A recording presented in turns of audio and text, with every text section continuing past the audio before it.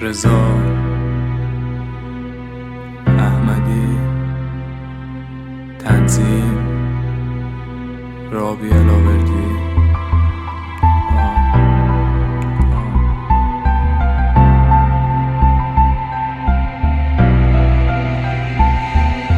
قسم به خودم، قسم به آرزوها، قسم به دل پاره که مثل دریاست. فکر نکن منو میتونی زمین گیر کنی، رفیق بدون پیشرفتم به تو بند نیست. اینو بدون هیچ وقت پشتم به تو گرم نیست. بعد این همه سختی کم خم نیست. دیدی لعنتی آخرم باختی، اینو بدون تو یا آدم هفت خطی، ولی خداییش رو بدن کم خط نی. حرفات درست ولی رضا هم بد نیست. این بار میزنن سلامتی بدخواه که همیشه بودن بد باهم.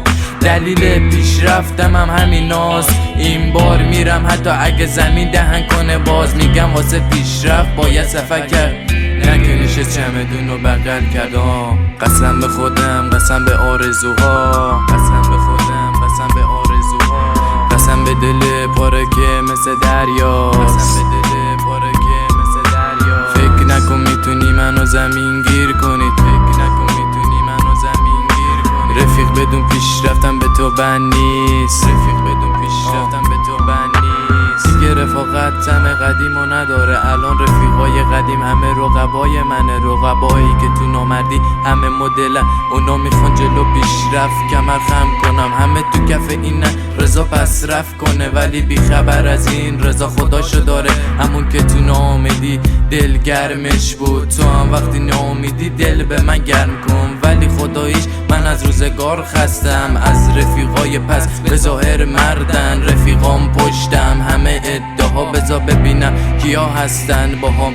جدیدن صدا میکنن دادا ولی انگار همشون مشکل دارن باهام. واسه کل کل نه یکی واسه پر کردن من. از این روزگار و نامرداش دیگه خسته شدم. حالا نوبت رسیده پر کنم آدمایی که به ظاهر با هم خوبن.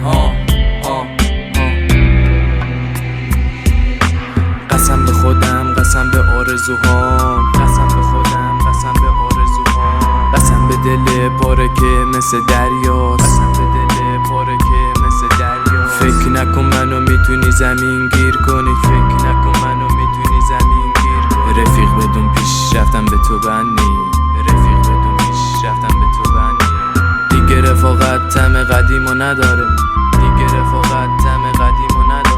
الان رفیقای قدیم همه رقبای منه، الان رفیقای قدیم همه رقبای من. رقبایی که تو نامردی همه مدلن، رقبایی که تو نامردی همه مدلن. اونا میخواستن جلو پیشرفت کمر خم کنن، اونا میخواستن جلو پیشرفت کمر خم